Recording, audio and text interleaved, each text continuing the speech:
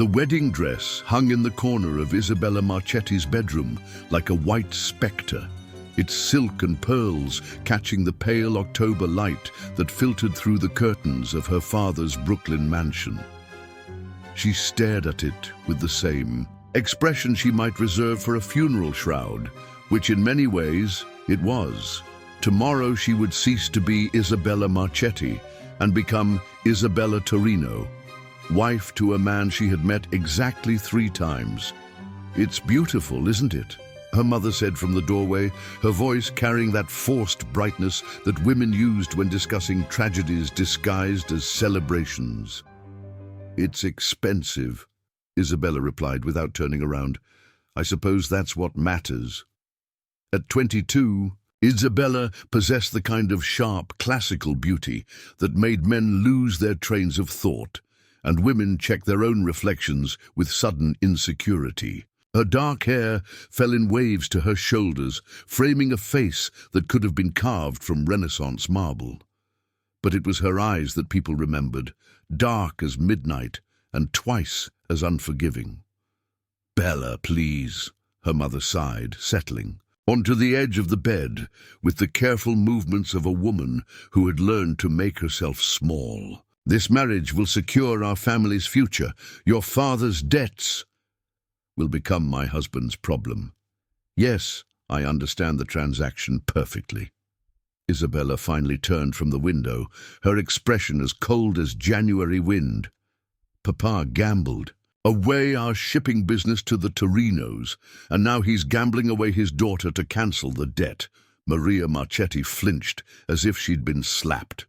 "It's not like that. Don Torino is a good man, respected. He'll take care of you. He's also 43 years old, a widower with blood on his hands and as cold as a marble tomb. But he's rich, so I suppose that makes him a catch."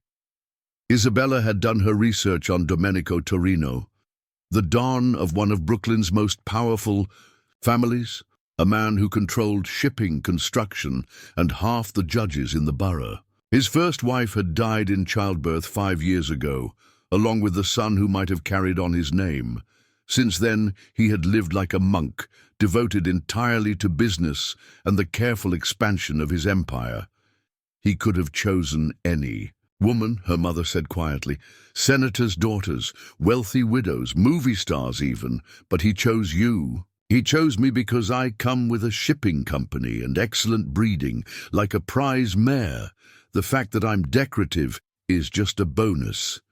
The truth was more complicated than Isabella let on. She had been present at 2 of their 3 meetings, sitting quietly while her father and the Don negotiated the terms of their arrangement. But she had watched Torino carefully, noting the way he listened more than he spoke, the way his hands remained perfectly still, even when discussing matters of life and death, the way his eyes seemed to catalogue every detail of his surroundings. He was dangerous, certainly, but he was also intelligent, controlled, and surprisingly courteous in his few interactions with her. When he had kissed her hand after their formal engagement, his touch had been gentle, respectful, almost hesitant. It had been nothing like what she'd expected from a man with his reputation. "Isabella," her mother said, standing and smoothing her skirt with nervous hands, "I know this isn't the marriage you dreamed of as a little girl, but dreams and reality are different things. This man can protect you, provide for you, give you a position in society that most women would kill for. And all I have to do is surrender my freedom, my dignity, and any hope of marrying for love." Love. Maria's laugh was bitter as old coffee. "I married your father for love, and look where it got us, bankrupt, desperate, selling our daughter to pay gambling debts." Isabella wanted to argue, but the words died in her throat. Her mother was right, after all. Love had been a luxury they couldn't afford for years. That evening, Isabella sat at her vanity, brushing her hair with mechanical precision while her thoughts raced. Tomorrow night, she would be in Torino's bed, expected to play the role of grateful wife to a man who had essentially purchased her. The thought made her stomach clench with something between fear and rage. A soft knock interrupted her brooding. "Come in." To her surprise, it was her father who entered, looking older than his. 58 years. Salvatore Marchetti had once been a proud man, the owner of a small but successful shipping company inherited from his own father. Gambling had destroyed all of that, leaving him hollow-eyed and desperate. "Bella," he said quietly, closing the door behind him, "I wanted to talk to you before tomorrow. To explain why you're selling me. I understand the reasons, Papa. I don't like them, but I understand them." Salvatore winced, but didn't retreat. "I know you hate me. You have every right to. But I need you to understand something about Domenico. Torino." Isabella set down her brush and turned to face him. "What about him? He could have demanded immediate payment of our debt, could have had our house seized, our assets liquidated, could have had me killed and taken everything anyway." Salvatore's voice shook slightly. "Instead, he offered marriage, a chance for our family to maintain some dignity." How magnanimous of him. "He also insisted on a private meeting with you before the final arrangements were made. Did you know that?" Isabella frowned. "What do you mean?" 3 weeks ago, when you went to visit your cousin in Manhattan, you stopped for coffee at that little cafe on Bleecker Street. Torino was there, at the table by the window." Ice formed in Isabella's veins. "He was following me? He was giving you a chance to run. If you had gotten on a train to Chicago or Los Angeles, if you had disappeared, he would have called off the wedding and written off our debt as a loss." The room seemed to tilt slightly. Isabella remembered that afternoon clearly. She had been window shopping, enjoying a rare moment of freedom before her cage door closed forever. The cafe had been nearly empty, except for a distinguished older man reading a newspaper by the window. She hadn't recognized him without his usual entourage, but now that she thought about it, the resemblance was unmistakable. "He was testing me," she said slowly. "He was giving you a choice." Real power, Isabella, isn't about forcing people to do what you want. It's about creating situations where they choose to do what you want. And I chose to come home. You chose duty over freedom, honor over comfort. That's why he wants to marry you, not just because of the debt or the business connections. Isabella sat in silence for several minutes, processing this new information. Finally, she looked up at her father. "What kind of husband will he be?" Salvatore's expression grew thoughtful. "Fair, I think. Protective. Probably distant at first, but not cruel. He's not a man who takes pleasure in others' pain." "And if I can never love him?" "Then you'll have a comfortable life with a powerful man who respects you. And maybe, over time, respect can grow into something deeper." After her father left, Isabella stood at her window, looking out at the lights of Brooklyn. Tomorrow she would become Mrs. Domenico Torino, wife to one of the most feared men in New York. The thought should have terrified her. Instead, for the first time in months, she found herself curious about what came next. The wedding ceremony took place in the garden of the Torino estate, a sprawling compound in Bay Ridge that commanded a view of the Narrows. Isabella stood at the altar in her silk and pearls, feeling like an actress playing a role she hadn't auditioned for, while 300 guests watched from chairs arranged between carefully manicured rose bushes. Don Domenico Torino stood beside her in a perfectly tailored black suit, his silver-streaked hair combed back, his expression as unreadable as ancient stone. At 43, he possessed the kind of weathered handsomeness that came from surviving in a world where weakness was usually fatal. His hands, when he took hers for the ring ceremony, were steady and warm.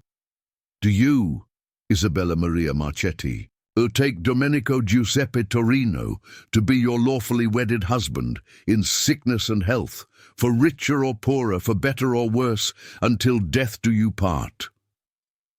The pause stretched long enough for whispers to ripple through the assembled crowd. Isabella looked into her new husband's eyes, searching for some clue about the man behind the reputation. What she found surprised her, not cruelty or possession, but something that looked almost like understanding. "I do," she said finally, her voice carrying clearly across the garden.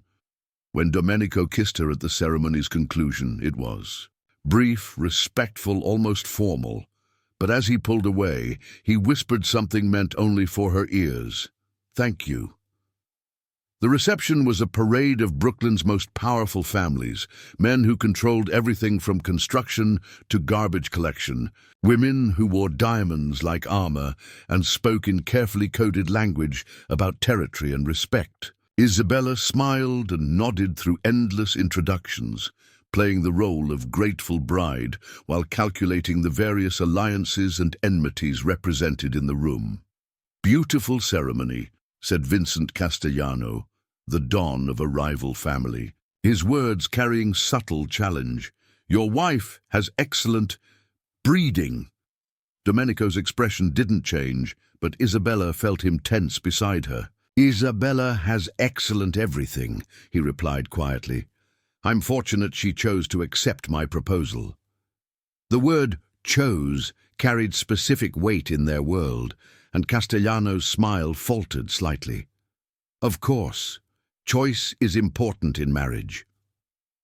"Choice is important in everything," Domenico said, his tone remaining conversational, while his eyes promised violence to anyone who suggested otherwise.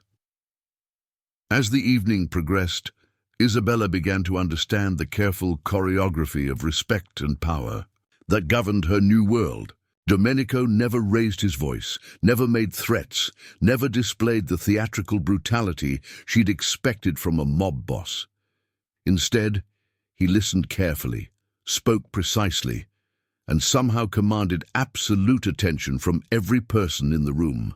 "You're not what I expected," she told him during their first dance, the orchestra playing something slow and traditional, while the guests watched from tables laden with food and wine. "What did you expect? Someone cruder, more obvious, the kind of man who needs to prove his power by displaying it constantly." Domenico's mouth quirked in what might have been amusement. "Obvious power is usually weak power. If you have to tell people you're dangerous, you probably aren't. And you don't need to tell people anything. People form their own opinions. I simply try not to disappoint them."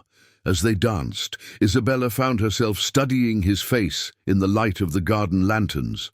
The scar that ran from his left temple to his jaw, barely visible unless you knew to look for it.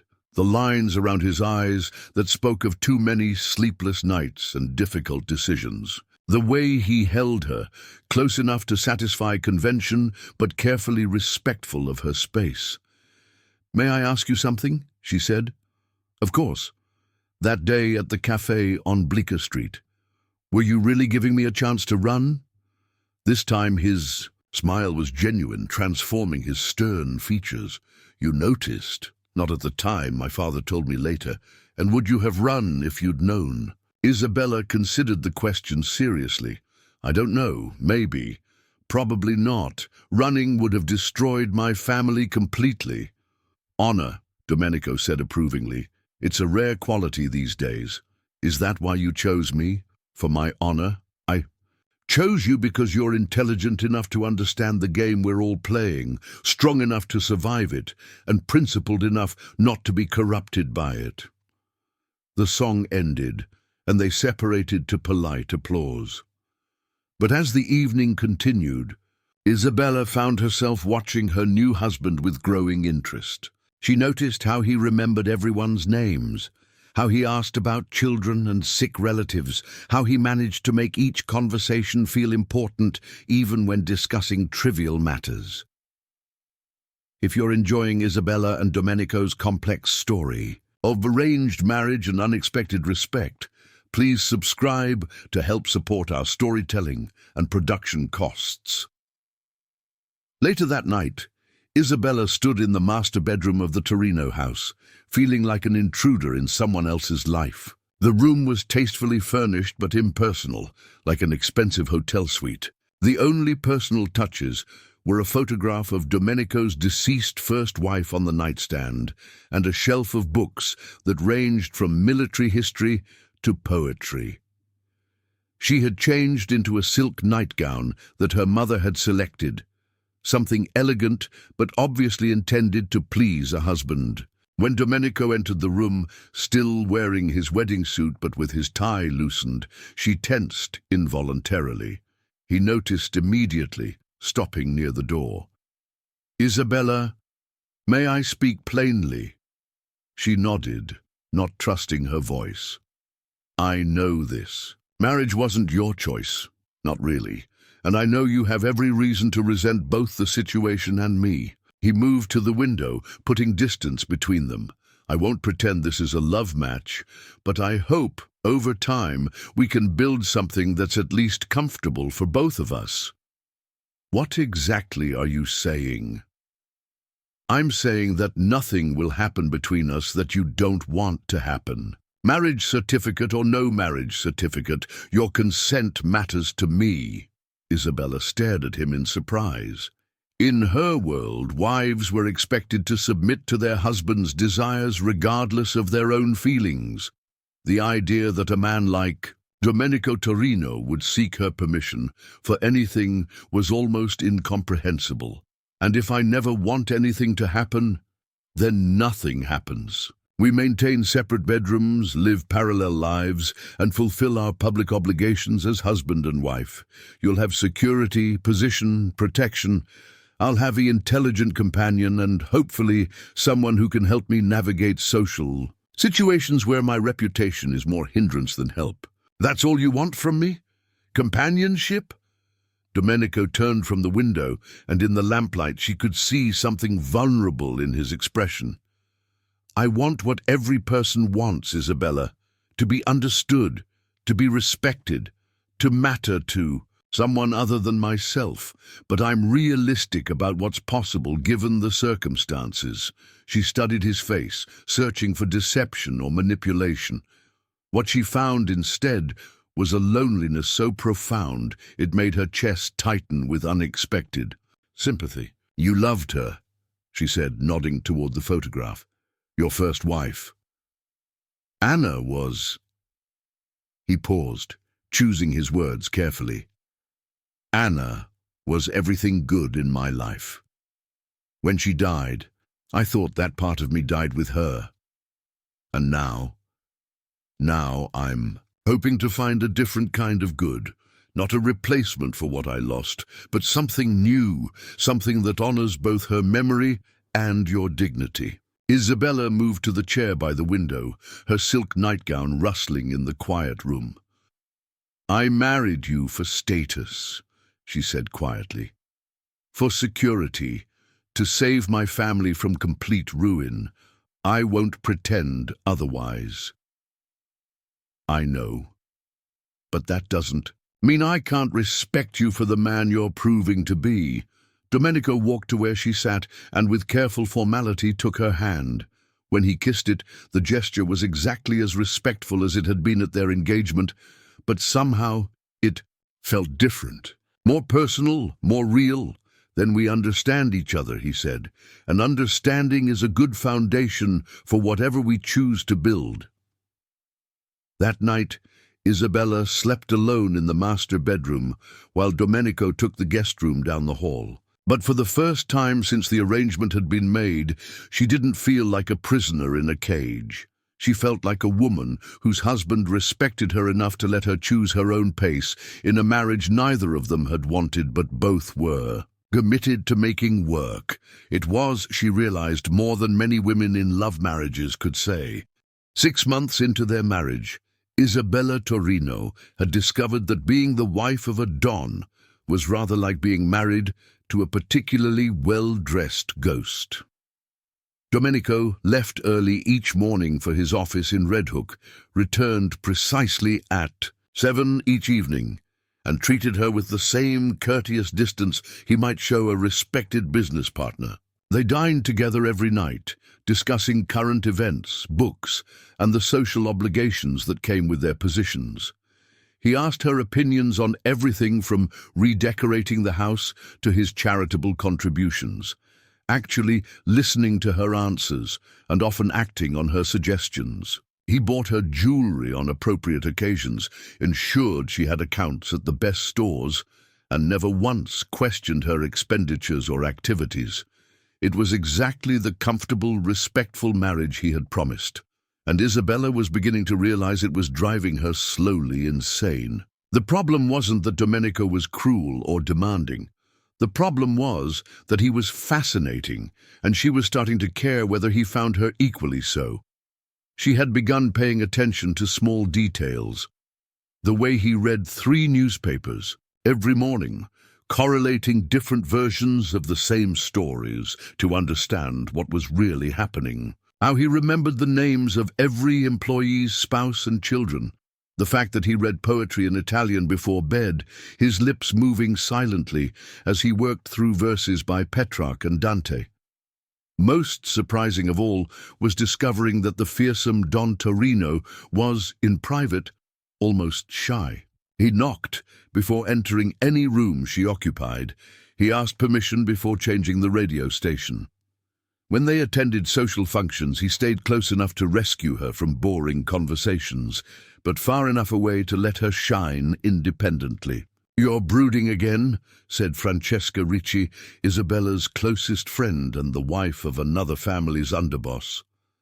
They were having lunch at a restaurant in Little Italy, surrounded by the kind of women who measured their worth in carats and their husband's success in territories controlled. "I don't brood, I contemplate. You're contemplating your husband, which is practically the same thing." Francesca leaned forward conspirationally. "What's the problem? He beats you? Cheats on you? Keeps you locked in the house?"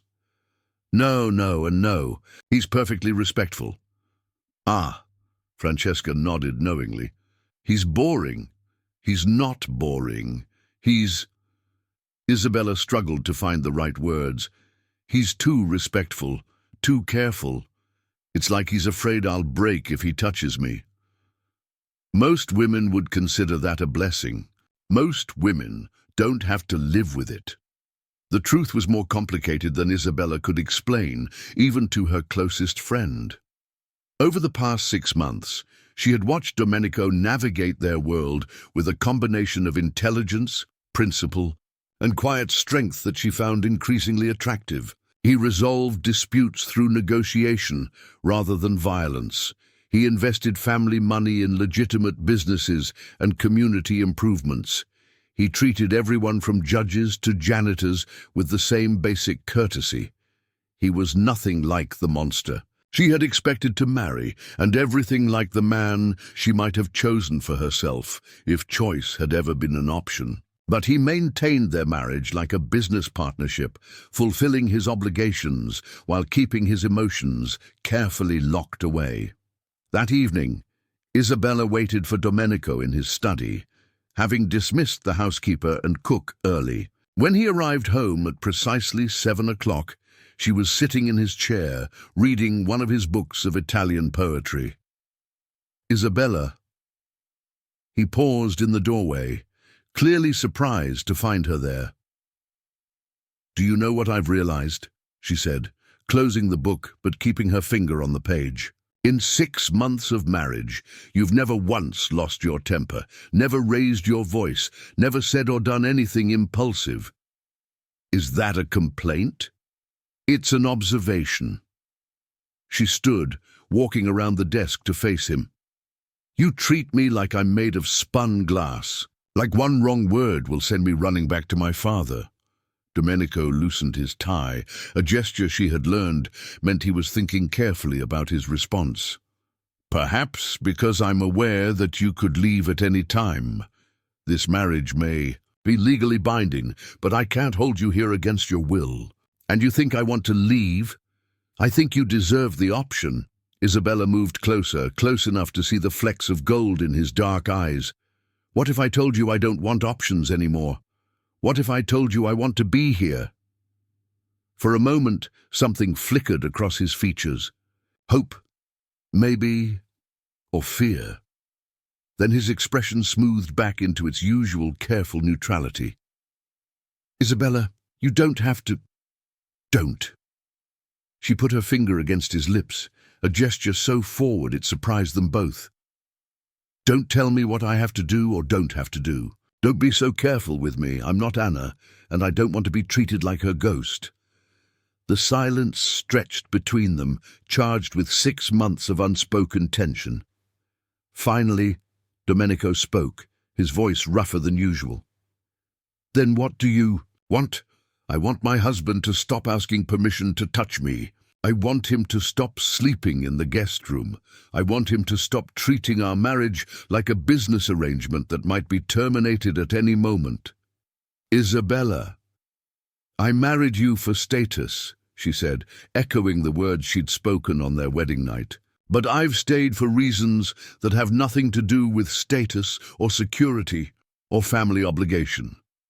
This time, when he reached for her hand, there was nothing formal or careful about the gesture. His fingers intertwined with hers, and she could feel the calluses from his youth working the docks before he'd built an empire on intelligence and careful planning. You know what you're saying, he said quietly. Once we cross this line, once this becomes real, there's no going back to the safe distance we've maintained. I don't want safe distance anymore. This world, my world, it's dangerous. People I care about become targets. Anna died because someone wanted to hurt me by destroying what I loved. Isabella lifted her free hand to touch the scar on his face, the one he'd gotten the night his first wife was killed, when he'd fought through 5 armed men to reach the hospital too late. Then protect me, she said simply. Not by keeping me at arm's length, but by letting me be strong enough to stand beside you. When Domenico kissed her, it was nothing like the careful, respectful touches she'd grown accustomed to. This was hungry, desperate, 6 months of suppressed desire and carefully maintained distance finally breaking free. She responded with equal intensity, her hands fisting in his shirt as she pulled him closer. Are you certain? He whispered against her lips.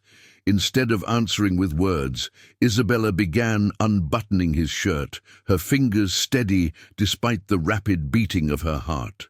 I've never been more certain of anything in my life. Later, as they lay together in the master bedroom that had finally become theirs instead of just his, Isabella traced patterns on Domenico's chest while he played with her hair. I have a confession, she said quietly. That day at the cafe, when you were testing whether I'd run, I saw you. Domenico's hand stilled. You recognized me? Not immediately, but I knew someone was watching me, and I knew it wasn't a coincidence that a man in an expensive suit was reading a newspaper in an empty cafe at 3 in the afternoon. And you still came home. I came home because I realized that a man who would give his unwilling bride a chance to escape was a man worth taking a chance on. Domenico was quiet for so long that Isabella wondered if she'd said too much. Finally, he spoke. I've been in love with you since our second meeting, he said quietly, when your father was negotiating terms, and you interrupted to ask whether the contract included provisions for your mother's medical care. You never said anything. How could I? You married me for status and security. The last thing you needed was the additional burden of my feelings. Isabella propped herself up on her elbow to look at him. And now I'm hoping that what started as an arrangement might become something neither of us expected. What's that? A marriage worth fighting for. As dawn broke over Brooklyn, Isabella Torino finally understood what her mother had meant about the difference between dreams and reality. She had dreamed of marrying for love, of choosing her own path, of controlling her own destiny. The reality was better. She had married a man who respected her intelligence, valued her strength, and loved her enough to risk his own heart. She had found not just security and status, but partnership with someone who made her want to be worthy of the trust he'd placed in her. Most importantly, she had discovered that sometimes the best choices were the ones you made after the choosing was supposedly over. Thank you for following Isabella and Domenico's journey from arrangement to genuine love. If you enjoyed this story of respect transforming into passion, please subscribe to help support our production efforts and bring you more compelling tales like this.